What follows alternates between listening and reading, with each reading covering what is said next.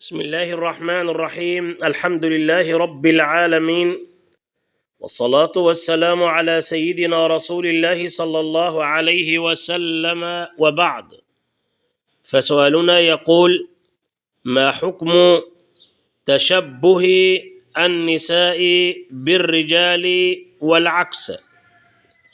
وللإجابة نقول: أراد الإسلام أن تكون طبيعة المرأة متميزة، وأن يكون مظهرها صورة صادقة لهذه الطبيعة، فلها تكوينها الذي ميزها الله عز وجل به، كما أراد الإسلام أن تكون طبيعة الرجل متميزة عن النساء، فنهى كلا من النساء والرجال أن يتشبه كل واحد منهم بالآخر، بل حرم عليهم ذلك، سواء أكان هذا التشبه في اللبس أو في الكلام أو في الحركة أو في غير ذلك من الأمور. فعن ابن عباس رضي الله عنه قال: لعن رسول الله صلى الله عليه وسلم المخنثين من الرجال والمترجلات من النساء، فلا ينبغي لرجل أن يحيا دور المرأة فيتشبه بها في المشية أو في الكلام أو في الأفعال، فهو ولا شك ملعون.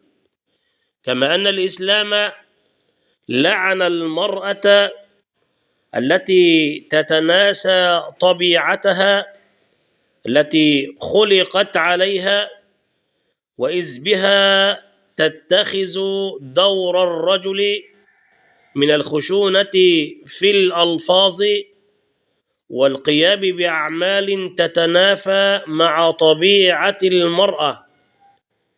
فقال صلى الله عليه وسلم: لعن الله المخنثين من الرجال والمترجلات من النساء.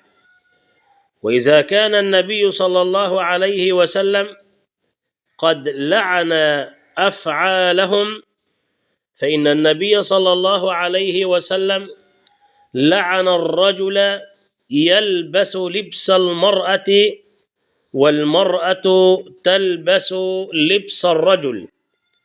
وما يفعله المخنثين اليوم من الرجال فيعرضون على شاشات التلفاز وعبر مواقع الإنترنت، فهم ولا شك قدوة سيئة لا ينبغي أن يقتدى بهم، وإنما علينا أن نهاجم هذه الظاهرة المنتنة، وأن نبين لأولادنا مدى أنها ضارة للمجتمع، وهي صورة سيئة لا تعبر عن طبيعة هذا المجتمع الذي يحيا وفقا لتعاليم دين إن اقتدى بها وصار على منهاجها كانت سببا في سعادته في الدنيا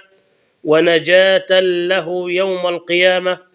أسأل الله عز وجل أن يجنبنا الفواحش ما ظهر منها وما بطن، إنه ولي ذلك والقادر عليه.